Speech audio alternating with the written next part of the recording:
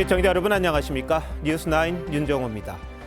검찰이 김영선 전 의원과 명태균 씨를 재판에 넘겼습니다. 검찰 기소에 맞춰 오세훈 서울시장과 홍준표 대구시장은 명 씨와 김 전 의원 등을 고소했습니다.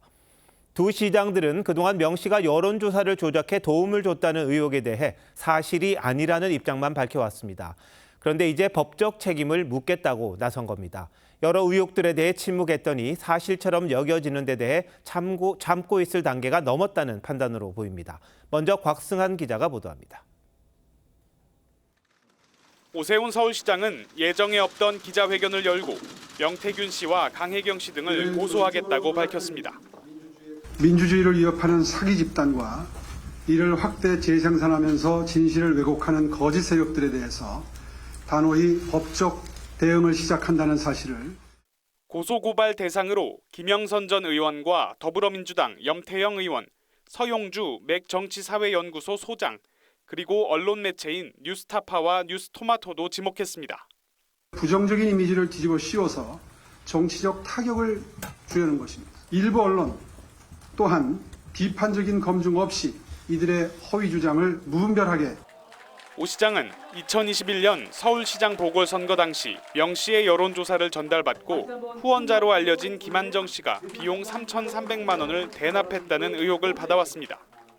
그동안 관련 의혹이 사실이 아니라고 밝히긴 했지만 이슈가 확대 재생산될까 고소는 자제해왔습니다.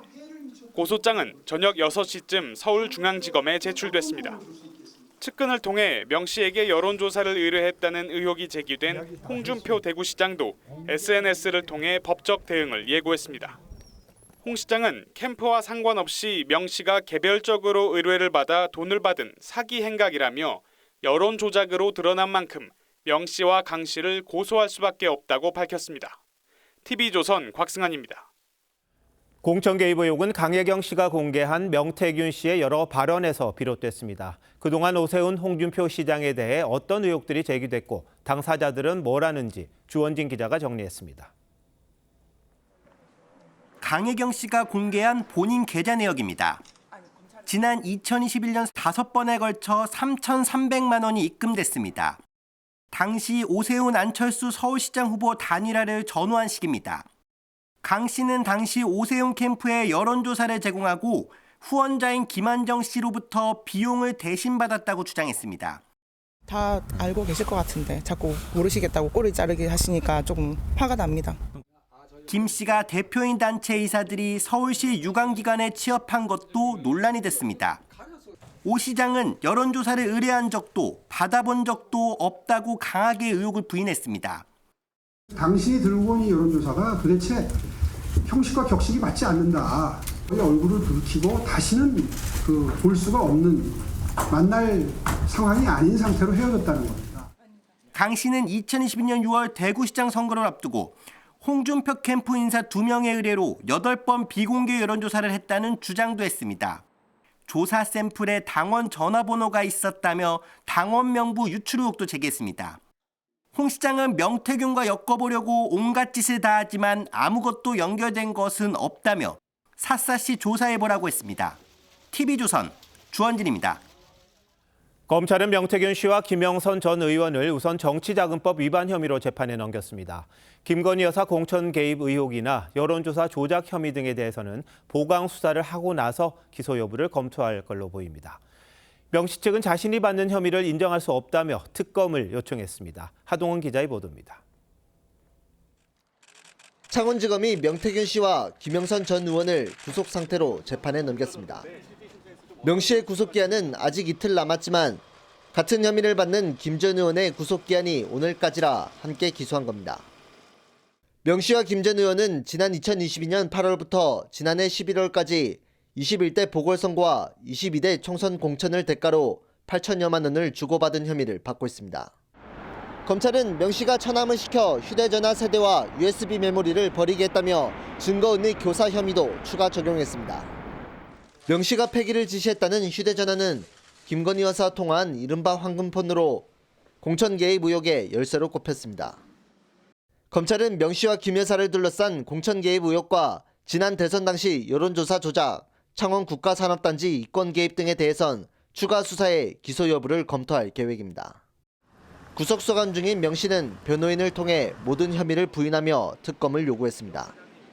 조사 자체가 조금은 불공정하다고 생각하고 계시기 때문에 아무래도 그 전체 받고 있는 혐의 전체에 대해서 일단은 특검을 요청하고 있다. 검찰은 2022년 지방선거 당시 공천을 청탁하며 김 의원 측에 1억 2천만 원씩을 건넨 당시 고령군수 예비후보자와 대구시의원 예비후보자 그리고 이들로부터 돈을 받아 전달한 혐의로 미래한국연구소 대표 김모 씨를 불구속 기소했습니다. TV조선 하동훈입니다. 사상 초유의 감사원장 탄핵을 추진 중인 민주당이 검사 탄핵에 반발해 집단 성명을 발표한 검사들에 대해선 감사원 감사를 요구하고 나섰습니다. 원장은 탄핵하면서 한편으로 검사들에 대해 감사를 요구하는 이유 분명히 있을 겁니다. 이런 야당의 공세에 맞서 감사원은 원장 탄핵 시 대행을 맡게 될 조은석 감사위원이 다음 달 퇴임하는 상황에 대비해 후임자를 미리 임명 제청했습니다. 홍연주 기자가 보도합니다. 최재해 감사원장에 대한 탄핵안 본회의 표결을 하루 앞두고 국회 법사위에선 집단 성명을 발표한 검사들에 대한 감사원 감사 요구안이 야당 주도로 강행 처리됐습니다. 검사 탄핵이 위헌 위법적이라며 집단 성명을 낸 건 집단 행위를 금지한 국가공무원법 66조 위반이란 이유입니다. 검사들이 지금 이런 집단 행동들을 하고 정치적 중립 의무를 위반하면서 특정 정당, 민주당을 대놓고 욕하고 있고 국민의힘은 감사원장을 탄핵하면서 감사를 요구하는 촌극이 빚어졌다고 지적했습니다. 이재명 대표가 내일 본회의에 올려야 되니까 빨리 해라 이렇게 오다가 내려왔겠죠. 근데 그걸 받아가지고 이렇게 급조한 감사 요구안을 올려가지고 감사 요구안이 본회의에서 처리되면 감사원은 석 달 안에 결과를 국회에 보고해야 하지만 최 원장 탄핵안까지 같이 처리될 경우 6인 감사위원 체제로 축소돼 쉽지 않을 전망입니다. 최 원장 직무정지 시 문재인 정부 시절 임명된 감사위원들이 차례로 권한대행을 맡게 됩니다. 내일 탄핵안 처리를 앞두고 최 원장은 내년 1월 퇴임하는 조은석 감사위원의 후임으로 백재명 서울고검 검사를 임명 제청했습니다. 검사들을 결국은 법적인 문제가 있는 것처럼 만들어서 다수의 많은 검사들을 탄핵하기 위해서 원장 탄핵과 함께 특수활동비 예산 60억 원도 전액 삭감 위기에 놓이면서 감사 기능 유지에 대한 우려도 나옵니다. TV조선 홍현주입니다. 이러다 이재명 민주당 대표가 기소된 불법 행위는 모두 법 개정을 통해 사라질지도 모르겠습니다. 이번엔 성남FC 사건과 관련한 제3자 뇌물죄를 축소하는 개정안 민주당 의원이 발의했습니다. 이태희 기자가 어떤 내용인지 알려드립니다. 검사 출신인 민주당 주철현 최고위원이 지난달 말 대표 발의한 형법 개정안입니다. 공공의 이익을 위한 목적일 땐 제3자 뇌물죄 처벌을 받지 않도록 하는 조항이 담겼습니다. 소급 적용이 되진 않지만 여당은 같은 혐의로 재판 중인 이재명 대표의 양형엔 영향을 줄 수 있는 법안이라고 주장합니다.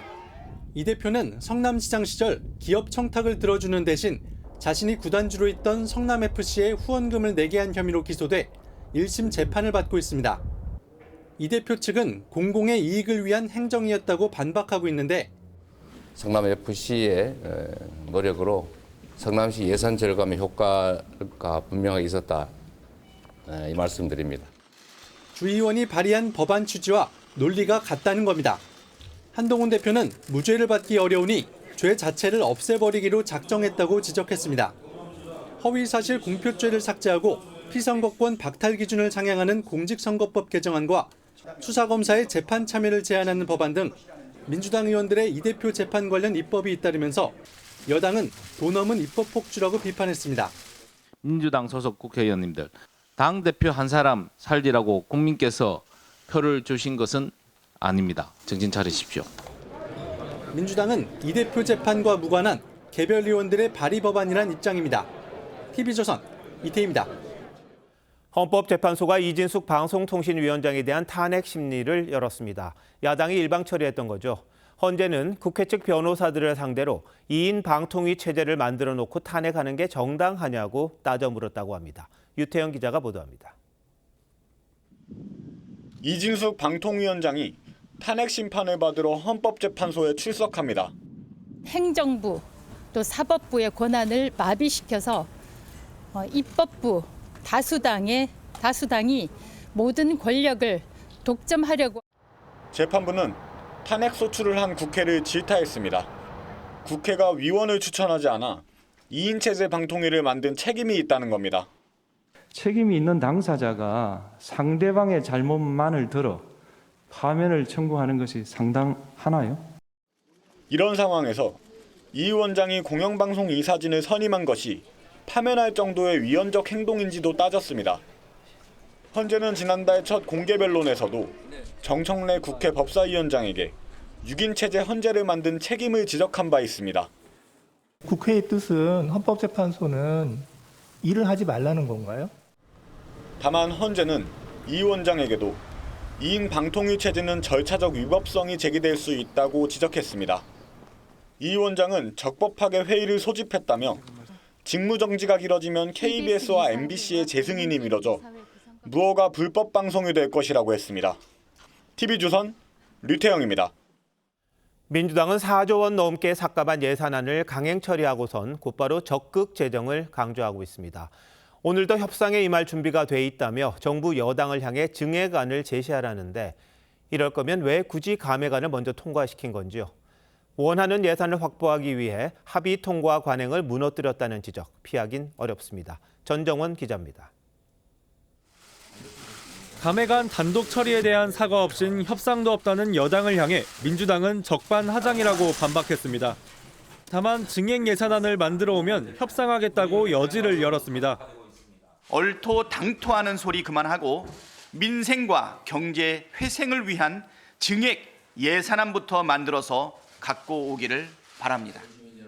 앞서 이 대표는 정부가 돈을 더 써야 한다고 주장했습니다. 가계, 기업, 정부 이 경제 3주체 중에서 이 불황기에 역할을 할 수 있는 것은 결국 정부, 재정 역할밖에 없습니다. 하지만 지난달 29일 민주당이 4조 1천억 원을 삭감한 감액 예산안을 강행 처리한 데엔 이 대표의 의중이 반영된 것으로 알려졌습니다. 민주당은 당초 정부 예산안이 민생경제 회복이 아닌 권력기관 특권 유지를 위해 짜여졌다고 주장했습니다. 국민의힘은 적극 재정이 필요하다면서도 삭감 예산을 통과시킨 건 결국 이 대표가 요구하는 지역 화폐 예산 등을 확보하기 위한 협상용 카드라고 비판했습니다. 국민을 우롱해도 정도가 있지 이쯤 되면 대국민 사기극입니다. 법정 처리 시한을 넘기더라도 여야 합의를 통해 예산안을 확정해왔던 관행이 삭감한 단독 처리로 깨지게 됐다는 지적이 나옵니다. TV조선 전정원입니다.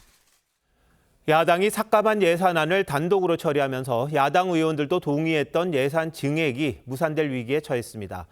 여기엔 군 장병들의 급식 질을 높이기 위한 예산, 군 관사 에어컨 설치비 등 2,500억 원가량도 포함되어 있습니다. 장병들에게 쓸 돈까지 담보로 잡아 뭘 얻어내려고 하는 건지 한송원 기자가 알아봤습니다. 우리 군 장병의 하루 기본 급식비는 13,000원입니다. 한 끼 4,000원꼴로 지난 2022년부터 동결됐습니다. 이걸 하루 15,000원으로 2,000원 인상하는 안에 여야 국방위원들이 합의했고 관련 예산 2,202억 원을 증액할 계획이었습니다. 끝까지 노력해 주십시오. 저도 노력하겠습니다. 이거는 꼭 해내야 됩니다. 고맙습니다. 사명을 가지고 노력해 주시길 바라겠습니다. 하지만 민주당이 단독으로 삭감된 예산을 통과시키면서 증액이 무산될 위기에 처했습니다. 2에서 4만 원 수준인 당직 근무비를 2배 넘게 인상하기 위한 예산 883억 원, 군 관사 에어컨과 붙박이장 설치비 298억 원 증액도 빠지게 됐습니다. 장병 처우 개선을 포함해서 여러 가지 국방 분야의 예산이 필수적으로 좀 증액돼야 될 부분이 있다면 그런 것이 국회 논의 과정에서 잘 반영되기를 기대합니다. 정부 공세 과정에서 엉뚱한 예산을 삭감한 경우도 있습니다. 민주당은 국토교통부 산하 건설공사 정보가 담긴 전산망 관련 예산 16억 원을 삭감했는데 국토부가 대통령실 관저 공사 관련 자료를 제출하지 않았다는 게 삭감 이유였습니다. 관련 법률에 따라가지고 줄 수 있고 없는 게 결정되는 거지. 주기 어렵다라고 이야기를 하고 이렇게 했음에도 불구하고 그래 알겠다 예산을 삭감할게 뭐 이렇게 지금 돼버린 형태라서 저희로서는 좀 난감한 거죠. 사상 초유 예산 정쟁으로 꼭 필요한 분야의 예산 확보에까지 불똥이 튀고 있다는 지적입니다. TV조선 한송원입니다. 미국이 인공지능 핵심 반도체인 HBM을 중국에 수출하지 못하도록 하는 새로운 규제를 내놨습니다. 무섭게 발전하고 있는 중국의 인공지능 산업을 견제하기 위해서죠. 전 세계 HBM 시장을 장악하고 있는 우리 기업들의 피해가 우려됩니다. 장혁수 기자입니다. 미국 상무부가 중국 수출 통제 품목에 고대역폭 메모리 HBM을 추가했습니다. 중국의 인공지능 AI 개발을 늦추려는 의도입니다. 다른 나라에서 만든 제품도 미국산 장비나 기술을 활용했다면 통제에 따라야 합니다. HBM 생산량 대부분을 미국 엔비디아에 납품하는 SK하이닉스와 달리 삼성전자는 약 20%를 중국에 수출하고 있는 것으로 알려져 타격이 우려됩니다. 우리 정부는 수출 통제 시행 전 미국 측과 긴밀히 협의했다며 영향이 크지 않을 것으로 봤습니다. 우리 기업에도 다소 영향이 있을 수 있으나 미국 규정이 허용하는 수출 방식으로 전환함으로써 영향을 최소화할 수 있을 전망입니다. 반도체 장비와 소프트웨어도 새롭게 수출 통제 대상에 포함돼 우리 기업들은 앞으로 중국의 첨단 반도체 장비를 수출할 때도 미국의 허가를 받아야 합니다. 트럼프 2기 정부에서는 규제가 더 강화될 가능성이 큰 데다 중국의 반도체 기술 자립도 속도를 내고 있어 우리 반도체 경쟁력에 우려가 커지고 있습니다. 중국의 추격도 사실 우리한테는 심각합니다. 중국하고 기술 격차가 있었는데 점점 줄어들어요. 이번 규제안에서 일본 등 33개 나라는 미국과 비슷한 수출 통제를 자체 운영한다는 이유로 제외됐습니다. TV조선 장혁수입니다. 이 같은 미국의 조치에 우리만 중간에 끼어 큰 피해를 볼지도 모르겠습니다. 미국의 반도체 제재에 대해 중국이 반도체와 첨단 무기의 필수적인 히토류 수출을 금지하는 방식으로 즉각 반격에 나선 겁니다. 또다시 불붙고 있는 미중 무역 전쟁에 우리 산업계 긴장할 수밖에 없습니다. 박상현 기자입니다. 미국의 반도체 수출 통제에 중국은 강하게 반발했습니다. 中方坚决反对泛化国家安全概念，滥用出口管制措施，对中国企业实施歧视性限制。 맞불 차원에서 미국 수출 금지 품목도 발표했습니다. 중국 상무부는 갈륨, 게르마늄, 안티몬, 초경질 재료와 관련된 이중용도 품목에 미국 수출을 허용하지 않는다고 밝혔습니다. 이중용도는 민간과 군사 목적 양쪽으로 이용 가능한 경우를 의미합니다. 미국 산업에서 가장 취약한 부분인 히토류 수출을 막아 반도체 등 첨단 제품 생산에 차질을 주겠다는 전략입니다. 트럼프 1기 정부 이후 미중 두 나라는 고율 관세와 보복 조치를 주고받으며 갈등을 빚어왔습니다. 지난해 말 미국이 중국산 저가 반도체를 조사하자 중국은 흑연 수출 통제로 대응했습니다. 미국이 세 차례에 걸쳐 반도체 통제에 나서자 중국은 휘토류 수출 금지로 맞섰습니다. 기본적으로 안정적인 생산 시설을 운영하는 그 체제를 구축하는 게 리스크 관리부터 먼저 하는 게 최우선의 어떤 대응책이 될 수 있죠. 미국 대선 기간 잠시 소강 상태였던 미중 무역 분쟁이 다시 불붙으면서 두 나라 사이에 낀 우리 산업계가 공급망 확보에 비상이 걸렸습니다. TV조선 박상현입니다. 북한이 지난주 무단으로 전선을 잘라낸 개성공단 송전탑이 붕괴되는 장면을 우리 군 감시 카메라가 고스란히 잡았습니다. 남북관계 단절에 몰두하다 멀쩡한 송전탑을 무너뜨린 셈인데 정부가 공개한 영상엔 열악한 환경에서 작업하던 북한 노동자가 추락하는 모습도 담겼습니다. 이채영 기자가 자세히 설명합니다. 철탑 사이 거미줄처럼 연결된 전선들이 출렁거리더니 송전탑들이 금세 옆으로 와르르 쓰러집니다. 우리 군 당국이 지난달 30일 포착한 북측 송전탑 붕괴 모습입니다. 통일부는 북측에 설치된 15개 송전탑 중 송전선 절단 작업으로 4개가 쓰러졌다고 했습니다. 구리 재질의 무거운 송전선의 한쪽을 먼저 끊을 경우 반대편 전선이 당기는 힘인 장력으로 인해 송전탑이 넘어가게 됩니다. 송전탑을 중간중간에 설치해놨는데 양쪽으로 장력 균형이 잘 맞아야 안 무너지고 그대로 서 있거든요. 지난주 북한 작업자들이 최소한의 안전장치도 없이 맨몸으로 40m 높이 송전탑을 오르던 모습이 포착됐는데 얼마 지나지 않아 한 작업자가 추락하는 사고도 발생했습니다. 통일부 당국자는 최소한의 안전 조치도 없이 무리하게 작업을 하는 북한 노동자들의 열악한 인권 상황을 여실히 보여준다고 지적했습니다. 북한은 이 송전탑을 통해 전기를 공급하던 개성공단 연락사무소를 2020년 폭파한 데 이어 지난 10월 경의선과 동해선 남북 연결도로를 파괴하고 이번엔 송전탑까지 제거하며 남북 간 단절을 추진하고 있습니다. 개성공단 전력 공급을 위해 한전이 2006년부터 1년 반에 걸쳐 건설한 송전탑과 송전선엔 국민 세금 41억 9천만 원이 투입됐습니다. TV조선 이채연입니다. 경찰이 유튜브 매체 서울의 소리를 압수수색했습니다. 김건희 여사 공천 개입설을 제기해 명예훼손을 했다는 사건에 대한 수사입니다. 윤석열 대통령 부부가 프로포폴을 투약했다고 공개적으로 말한 최재형 목사도 압수수색 대상에 올랐습니다. 조유진 기자입니다. 경찰관들이 유튜브 매체 서울의 소리 사무실에서 PC 하드디스크를 확보합니다. 서울의 소리는 지난 9월 매체 소속 이명수 씨와 김대남 전 대통령실 행정관의 통화 녹취를 공개했습니다. 김건희 여사가 공천관리위원이던 국민의힘 이철규 의원을 통해 공천에 개입했다는 내용입니다. 오늘 압수수색은 녹취에서 언급된 국민의힘 이철규 의원이 서울의 소리를 고소한 지 2달여 만에 이뤄졌습니다. 이와 별도로 경찰은 명품 수수 사건 당사자인 최재형 목사의 자택과 사무실도 압수수색했습니다. 최 씨는 유튜브 등에서 윤석열 대통령 부부가 약물을 투약했다고 여러 번 발언했다가 국민의힘에 의해 고발당했습니다.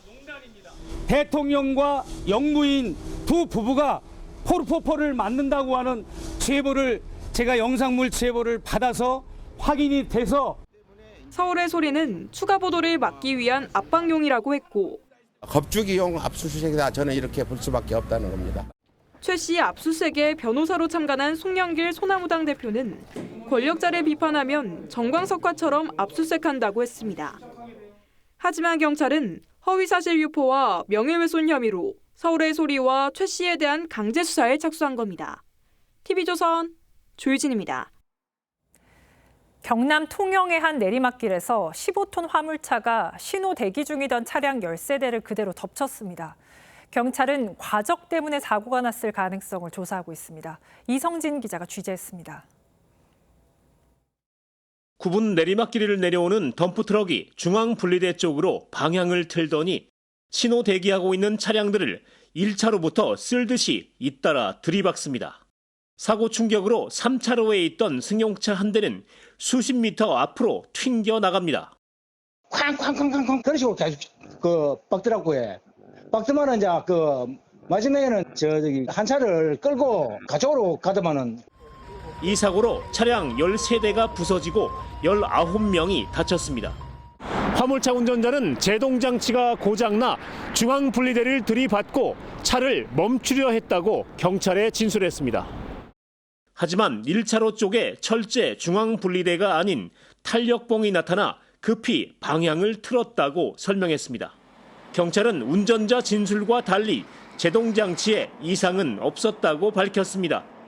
브레이크를 하긴 과정에 고장은 아니었고 처치하며 쉬는 가족에 의한 사고로 보여지는데 경찰은 과적으로 제동거리가 길어진 것으로 보고 있습니다.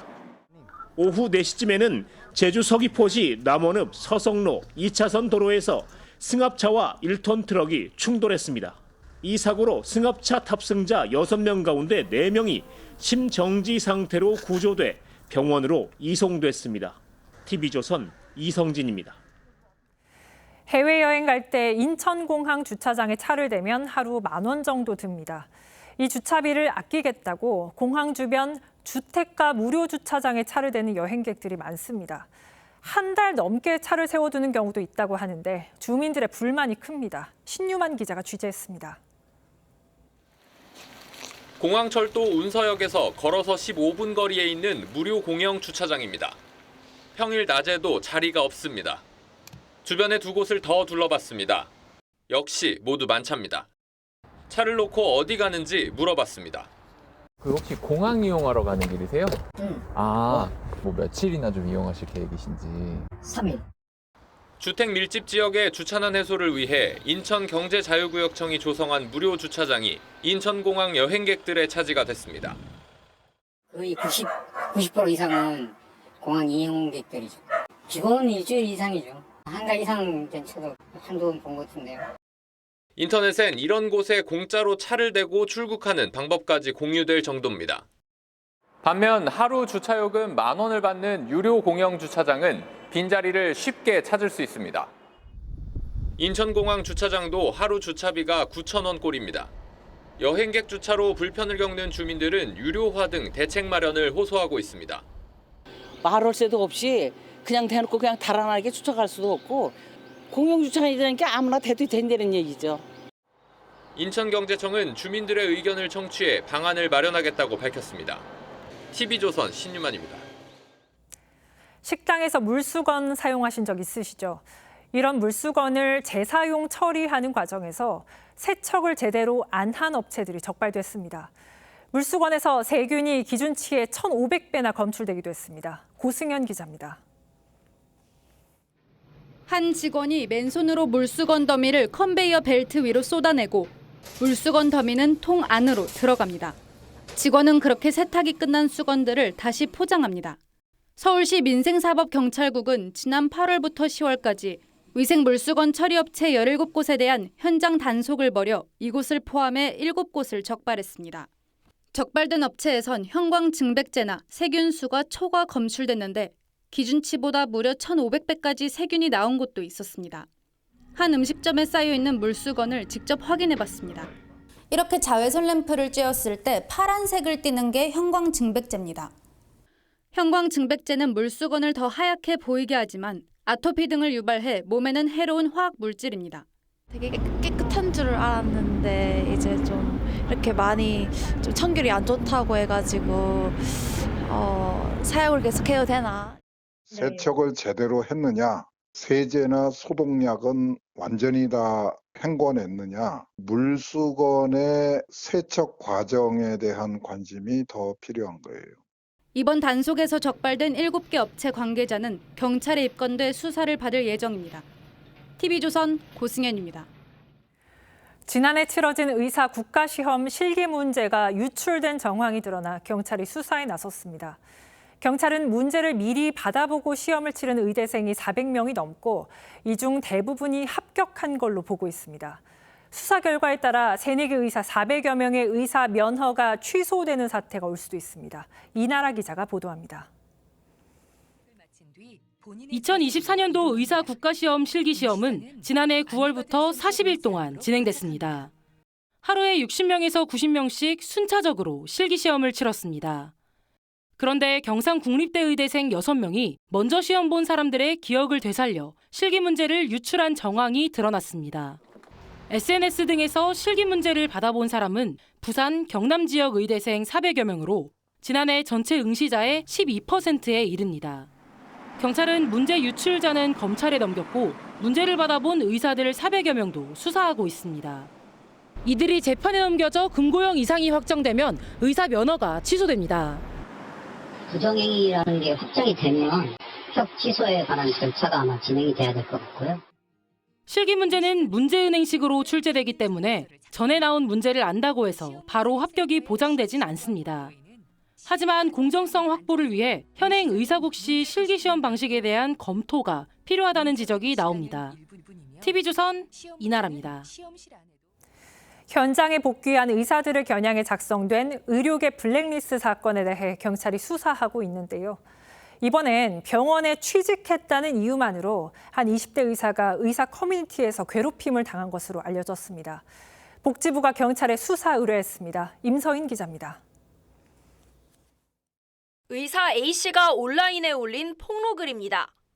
자신은 서울의 한 대학병원 소아과 예비 전공이었는데 지난달 수련병원에 일반의로 취직한 뒤 온라인에서 동료들에게 집단 괴롭힘을 당하고 있다는 내용입니다. 신상 정보가 공개된 건 물론 A씨가 캡처해 공개한 사진엔 배신자 낙인 찍어야 한다, 동료 등의 칼 꽂고 신나냐 같은 원색적인 비난이 가득합니다. 심지어 너 같은 건 나았냐며 부모를 향한 비난까지 등장합니다.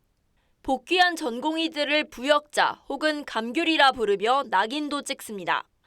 A씨는 처음엔 수련병원에 복귀한 수련의만 대상이었는데 이제는 일반의로 취직한 계약직 의사까지 공격 대상이 되고 있다고 말했습니다.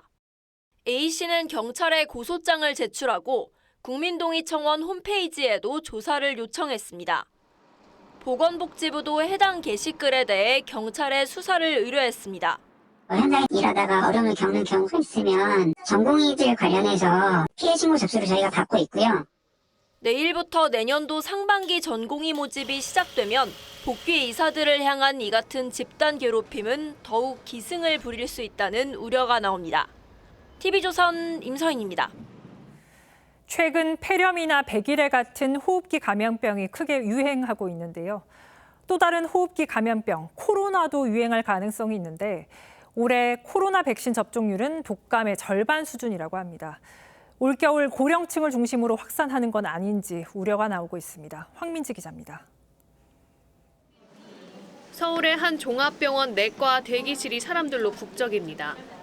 차례가 되자 간단한 문진을 한 뒤 예방주사를 맞습니다. 70대 고혈압 환자 김순자 씨는 올해로 4번째 코로나19 백신을 맞았습니다. 과거 한 차례 확진됐지만 백신 덕분에 가볍게 지나갔습니다. 몸살기가 약간 있었고요.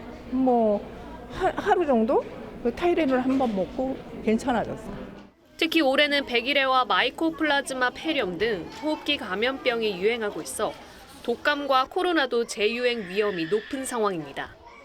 하지만 올해 코로나 백신 접종률은 약 45%로 독감 접종률의 절반을 조금 웃도는 수준입니다. 올해 호흡기 바이러스성 입원 환자 중 코로나19로 인한 환자는 독감과 비교했을 때 4배 이상 많습니다. 특히 기저질환이 있는 확진자의 사망률은 독감 환자보다 약 3배 높습니다. 고령자나 이제 면역 저하자 또 만성 질환자 같은 경우에는 중증화로 진행될 그 가능성이 많고 사망하실 수 있는 그런 가능성까지 높아지는 거기 때문에 해마다 코로나19 변이 바이러스가 등장하는 만큼 보건당국은 65세 이상 고령층과 기저질환자 등 고위험군은 반드시 접종해달라고 당부했습니다. TV조선 황민지입니다. 베트남이 내년부터 전자담배 금지 정책을 시행합니다. 세계 많은 나라들이 담배 규제를 강화하는 추세인데요. 우리는 어떤지 김주영 기자와 함께 따져보겠습니다. 김 기자, 베트남이 이런 정책을 추진한 배경이 궁금합니다. 네, 베트남 국회가 내년부터 베트남에서 전자담배와 가열식 담배 제품을 생산하고 사용하는 걸 모두 막는 결의안을 통과시켰는데요. 최근 베트남 보건부 조사에 따르면 13에서 15세의 전자담배 사용률이 급격히 늘었고 성인들의 전자담배 이용률도 올라가고 있기 때문입니다. Thế giới trẻ rất là nhiều.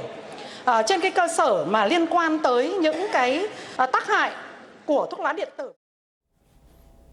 네, 베트남에 가장 많이 방문하는 외국인이 바로 한국인인데요. 이 때문에 내년부터 베트남을 방문하는 한국인 관광객들은 각별히 유의해야 됩니다. 네, 국민 건강을 보호하겠다는 건데 베트남처럼 이렇게 전자담배를 금지하는 나라들이 많나요?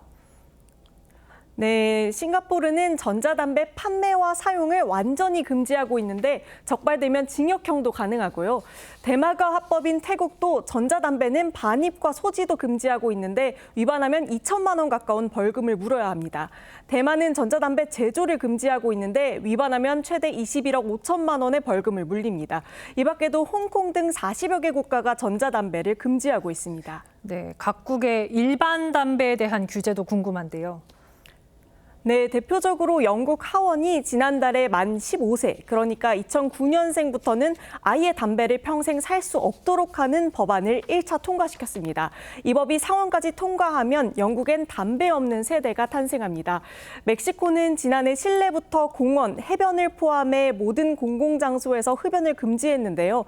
이뿐만 아니라 담배 광고와 진열조차도 금지하는 강력한 법이 시행 중입니다. 네, 그렇다면 우리나라의 담배 규제 정책은 어떻게 돼 있습니까? 네, 우리나라는 이런 강력한 규제는 못하고 있는 실정이지만 성인 흡연율이 현재 17% 정도로 몇 년간 약하게 줄어드는 추세입니다. 다만 청소년들의 액상형 전자담배 사용이 급격하게 늘어나고 있는데요. 현행법은 연초에 입만의 담배로 규정하고 있어서 합성 니코틴이나 연초 줄기 등을 이용한 전자담배는 세금과 광고 규제를 피해가는 게 문제입니다. 이 때문에 담배사업법을 개정하자는 법안이 발의되어 있지만 연내 통과가 쉽지 않은 상황입니다. 담배는 담배사업법으로 담배 제조와 매매를 보장해 주는 것이 아니라 반대로 담배관리법을 제정을 해서 담배 제조와 매매를 금지하는 것이 근본적인 해결책이라고 봅니다. 네, 전 세계가 담배 없는 미래를 고민하고 있는데 우리는 과연 고민하고 있는지 돌아보게 됩니다. 김 기자 잘 들었습니다.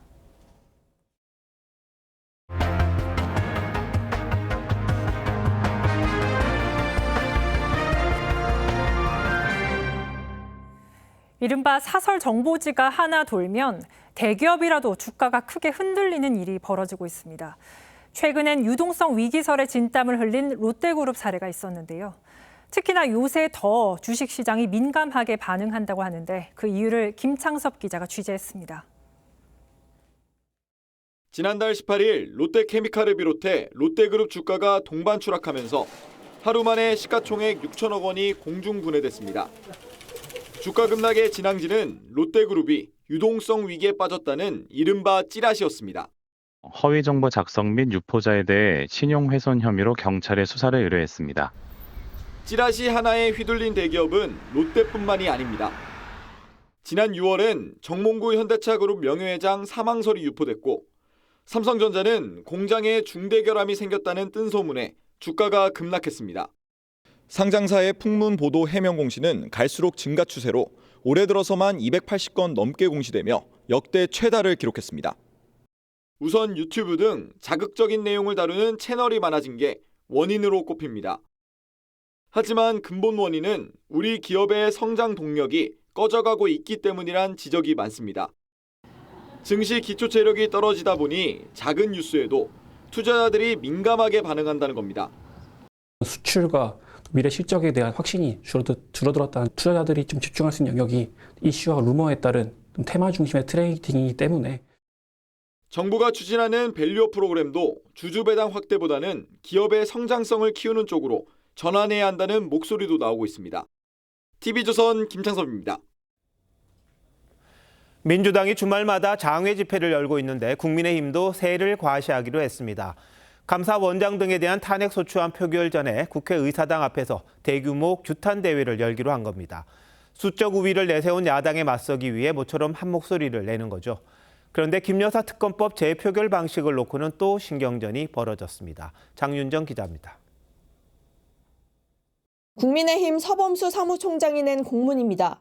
보복 정치가 끝도 없다며 방탄만이 목적인 민주당 실체를 고발하기 위해 내일 오후 2시 본회의 직전 규탄대회에 참여해달라고 했습니다.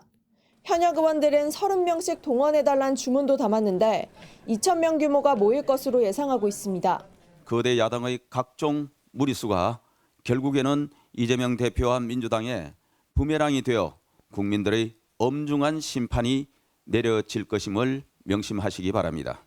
수적 열세인 여당이 야당의 이딴 탄핵 공세를 막는 게 현실적으로 어려운 만큼 여론전을 통해 부당성을 알리겠다는 취지입니다. 하지만 일주일 앞으로 다가온 김 여사 특검법 재표결 방식을 두고선 이견도 노출됐습니다. 친윤계 김재원 최고위원은 의원 전원이 기표소에 들어가지 않고 백지용지를 투표함에 넣는 집단 무기표 기권을 주장했지만 명표와 투표용지를 받아서 공개적으로 그냥 기표소에 재성만 들어가지 하고 않고 투표는 안 한다는 거죠? 투표해서 사실상 공개적으로 무효표를 한동훈 대표는 국민이 비판할 거라며 반대의 뜻을 밝혔습니다. 편법을 어떤 목적을 위해서 동원할 경우에는 국민들이 크게 비판하시지 않겠습니까? 그게 실제로 그렇게 되지 않죠. 표결 입장을 분명히 하지 않는다는 지적엔 신중함이 모호한 걸로 치부될 수 없다고 답해 당분간 전략적 모호성을 유지할 거란 해석이 나왔습니다. TV조선 장윤정입니다.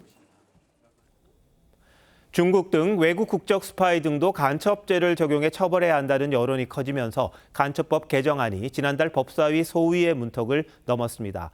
그런데 민주당이 돌연 속도 조절에 나서면서 정기국회 통과가 불투명해졌습니다. 법안에 반대하는 건 아니라는데 진짜 그런 건지 황정민 기자가 취재했습니다. 최근 중국인 유학생들의 미 항공모함 불법 촬영 사건과 일명 블랙요원 신상 정보를 중국에 유출한 사건 등이 논란이 됐지만 간첩죄 적용엔 어려움이 있었습니다. 간첩죄가 규정하고 있는 적국이 70년 넘게 사실상 북한으로 한정돼 있었기 때문입니다. 이 같은 지적에 지난달 13일 여야는 처벌 범위를 적국에서 외국으로 확대하는 간첩법 개정안을 법사위 소위에서 통과시켰습니다. 앞서 민주당이 간첩법 통과를 막고 있다는 국민의힘 한동훈 대표 주장에 민주당은 사실이 아니라고 반박하기도 했습니다.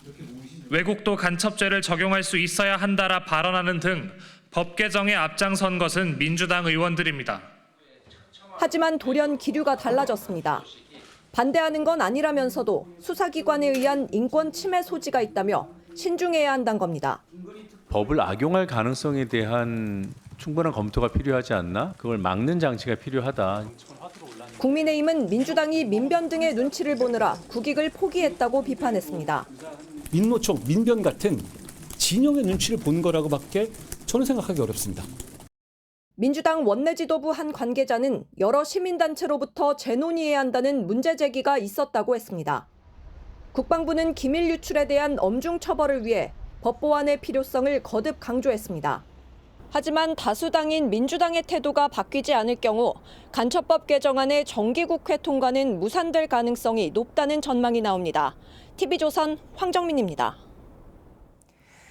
미 트럼프 당선인이 취임하자마자 군대까지 동원해 불법 이민자를 추방하겠다고 예고했었죠. 취임이 다가오면서 미국과 멕시코 국경 지역 분위기는 벌써부터 삼엄합니다.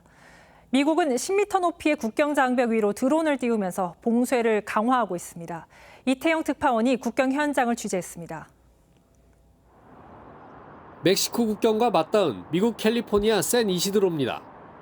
끝없이 이어진 국경 장벽 위로 헬기가 순찰을 돌고 장벽 사이는 국경 수비대 차량이 지키고 있습니다. 제 뒤로는 트럼프 대통령 재임 시절 세워진 9m 높이의 국경 장벽이 있습니다. 장벽이 없는 곳은 국경 순찰대가 곳곳에 배치됐을 정도로 경비가 삼엄한 모습입니다. 트럼프 대통령 당선인의 취임을 앞두고 정비 공사도 한창입니다. 해가 지기 시작하자 이번엔 대형 드론이 전방위 감시에 나섭니다. 상황이 이런데도 국경 일대에선 중남미를 떠나 미국으로 향하는 이주민 행렬이 오늘도 이어집니다. Ya estamos aquí, ya ni devolvernos. Ya si nos van a deportar que nos deporten, ya pues ya estamos aquí, ya estamos. 트럼프 취임 첫날 대규모 불법 이민자 추방이 예고된 만큼 남은 시간이 별로 없습니다. 이민자 추방은 벌써부터 빈번히 목격되고 있습니다. They do it illegally sometimes because I work like around here. So I've seen like they just drop off people like illegally to Mexico. 이미 미국에서 자리 잡은 이민자들도 불안에 떨긴 마찬가지입니다. Well, it's very elevated. It is. Instead in here because it's very, very, very high. 현재 미국 내 불법 이민자는 1,000만 명이 넘는 것으로 추산됩니다. 트럼프 취임 후 추방 과정에서 엄청난 혼란이 예상되고 있습니다. 미국 멕시코 국경에서 TV조선 이태형입니다. 지난 4월 중국으로 반환된 자이언트 판다 푸바오가 몸을 떠는 모습이 포착됐습니다. 어딘가 아파 보이는 모습에 중국 당국은 정밀 검사를 통해 원인을 찾겠다고 밝혔는데요. 불과 몇 시간 뒤 이상이 없다고 발표했지만 논란은 여전합니다. 변재영 기자입니다. 죽순을 베어먹는 자이언트 판다 푸바오. 그런데 팔다리가 흔들리고 몸도 경련을 일으키듯 덜덜 떨립니다. 과거 편안한 자세와 다른 어딘가 불편해 보이는 모습입니다. 푸바오의 동영상과 함께 건강 이상설이 일파만파 퍼지자 중국 판다 보존 연구센터가 입장을 밝혔습니다. 푸바오가 비정상적 상태에 있다며 검사를 통해 원인을 찾겠다고 했습니다. 판다 연구센터는 몇 시간 뒤 예비 검사 결과 이상이 없다고 발표했는데 누리꾼들은 석연치 않단 반응입니다. 이전에도 푸바오 목 주변에 털 빠진 자국이 보여 목줄 논란이 생기는 등 중국에선 열악한 처우를 받고 있다는 의혹은 수차례 제기됐습니다. 그때마다 중국 정부는 반박 입장을 내거나 푸바오 영상을 공개하며 진화에 나섰습니다. 最后达到我们的一个适应的过程，可能在这当中，我们更多的是要有一定的爱心饲养，就是跟我们饲养员建立起良好的友谊饲养关系起来。 2020년 7월 한국에서 태어난 첫 판다 푸바오는 에버랜드에서 지내며 많은 사랑을 받았지만 만 4세가 되기 전 중국으로 돌아가야 한다는 협약에 따라 지난 4월 중국에 반환됐습니다. TV조선 변재영입니다. 클림트와 에곤 실레 등 오스트리아의 현대미술을 이끈 거장들의 작품을 만날 수 있는 전시가 열렸습니다. 4일 만에 10,000명이 넘는 사람들이 관람했습니다. 장동욱 기자입니다. 꽈리나무가 그려진 배경을 뒤로 한 화가 자신의 형형한 눈빛엔 예민함과 섬세함이 공존합니다. 28살에 요절한 오스트리아의 천재 화가 에곤 실레의 대표작 앞에 관람객의 발길이 끊이지 않습니다. 거친 폭풍을 배경으로 선 포플러 나무의 모습을 강렬하게 그려낸 구스타프 클림트의 작품에도 시선이 집중됩니다. 세밀하게 만들어진 공예품들과 군더더기 없이 꾸며진 가구들에선 딱딱한 전통을 벗어던지고 일상에서의 예술을 추구하던 당대 작가들의 노력이 묻어납니다. 오스트리아 레오폴트 미술관에서 회화는 물론 공예품과 포스터 등 작품 191점을 공수해와 역동적이었던 1900년대 비엔나의 예술적 흐름을 담아냈습니다. 미술뿐만 아니라 음악, 건축, 디자인 모든 분야에서 이런 혁신적인 변화들이 일어났어요. 예술의 장르를 통합해서 일상의 예술로 보여주기를 원했던 이 시대 예술가들의 그런 바람을 이번 전시에도 담아서 역대 최대 규모 전시에 평일과 주말을 가리지 않고 개막 후 나흘 동안 10,000명 넘는 관객이 몰렸습니다. 클림트, 에곤 실레 외에 다른 작가들의 그림들을 또 알 수 있어서 좀 미술사 공부에 좀 도움이 되었다고 생각했어요. 2022년 관객 32만 명을 동원했던 합스부르크 전에 이어 다시 찾아온 오스트리아 예술의 정수가 애호가들을 사로잡고 있습니다. TV조선 장동우입니다. 체육회장과 축구협회장 자리를 두고 어느 때보다 치열한 경쟁이 벌어지고 있습니다. 체육회장 선거엔 무려 8명이 나왔고 축구판에선 12년 만에 경선이 치러집니다. 성민혁 기자입니다. 대한체육회장은 한 해에 4,400억 원 예산을 주무르고 종목단체 80곳을 이끄는 자리입니다. IOC-위원회에 도전할 수 있는 기회까지 주어집니다. 3년임에 도전 중인 현 이기흥 회장은 체육회장 투표권을 쥐고 있는 지방체육단체들과 밀접하지만 문체부로부터 직무정지 통보를 받는 등 안팎이 매우 시끄러운 상황입니다. 내년 1월 14일 투표를 앞두고 출사표를 낸 다른 후보만 이미 7명으로 선거판은 그 어느 때보다 과열 양상입니다. 선수, 지도자, 행정, 국제 행정을 다 해봤습니다. 이렇게 다 경험을 해본 분들이 참 많지 않다라고 생각을 하거든요. 과학적 훈련이 우리에게 눈앞에 와 있다는 말씀을 올렸고요. 특히나 이제 시설 측면에서 많이 투자된다면 안상수 전 인천시장, 강신욱 단국대 명예교수, 오주영 세팍타크로 회장, 김영주 전 강원도체육회 사무처장도 도전했습니다. 박찬범 전 우수협회장은 출마 선언을 하고 이기흥 현 회장의 퇴장을 요구하며 단식 농성까지 벌였습니다.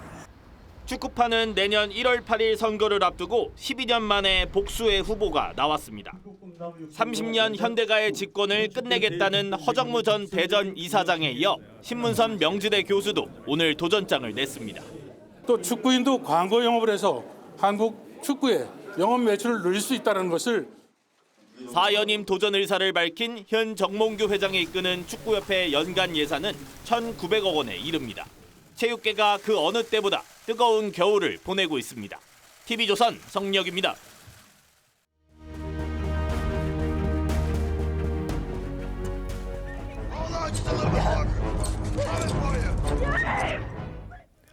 청길 로프에 매달린 등반객에게 산악구조대원 게이브가 다가갑니다.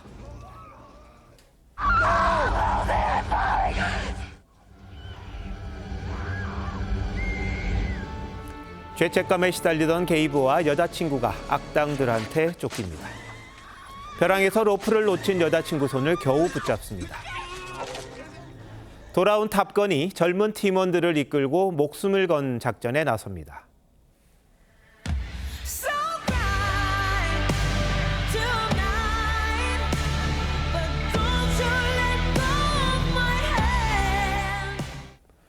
많은 이에게 희망과 용기를 불어넣는 명곡이지요.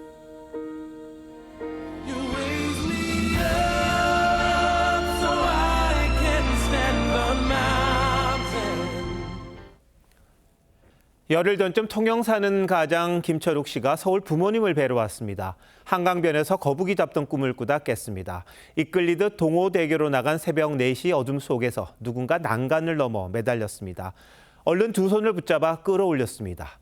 고3 수험생이었습니다. 수능 성적이 나빠 부모님께 죄송하다며 엉엉 울었습니다. 그는 30분 동안 묵묵히 이야기를 들어주며 다독였습니다. 이제 겨우 18살. 한번 꺾여본 것뿐이다. 다시 시작하면 된단다. 소년이 무사히 귀가해 전화했습니다. 새 삶을 살겠습니다. 지난주 중앙고속도로 풍산대교 눈길에 대형 트레일러가 미끄러졌습니다. 난간과 충돌한 앞부분이 높이 11m 다리 밖으로 튀어나가 매달렸습니다. 풍산 119 안전센터 박준현 소방교가 달려왔습니다. 다친 60대 운전자의 하반신이 밖으로 빠져나간 채 걸려 있었습니다.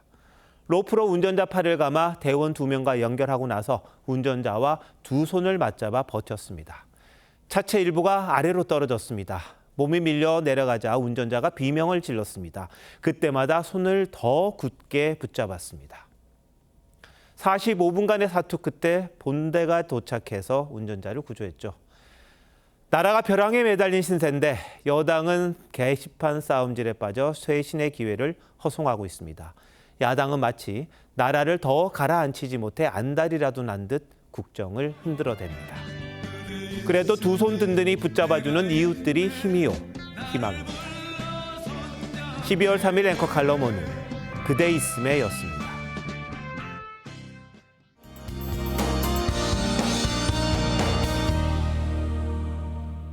어제보다 기온이 급격하게 떨어지다 보니 오늘 찾아온 추위가 더 크게 와닿는데요. 내일도 오늘만큼 춥겠습니다. 내일은 남부지방도 아침에 대부분 영하권 추위가 나타나겠습니다. 밤사이 서쪽 지역을 중심으로 비나 눈이 내리겠습니다. 서울과 경기 북부 쪽은 오늘 밤까지 1cm 미만의 눈이 예상되고요. 경기 남부는 내일 아침까지 1에서 3, 충청과 전북 내륙도 1cm 안팎의 눈이 예상됩니다. 빙판길과 도로 살얼음을 유의하셔야겠습니다. 내일 강원과 영남 동해안을 중심으로 대기가 건조한 데다 산지 쪽은 바람도 강하게 불어서 산불 사고 조심하셔야겠습니다. 내일 아침에는 안동이 영하 3도, 광주가 0도까지 떨어지겠고요. 낮에는 서울이 4도, 대구 8도로 예상됩니다. 모레는 경기 남부와 충청, 영서에 또다시 눈과 비가 내리겠습니다. 날씨였습니다. 12월 3일 화요일 뉴스9 마칩니다. 시청해주신 여러분 고맙습니다.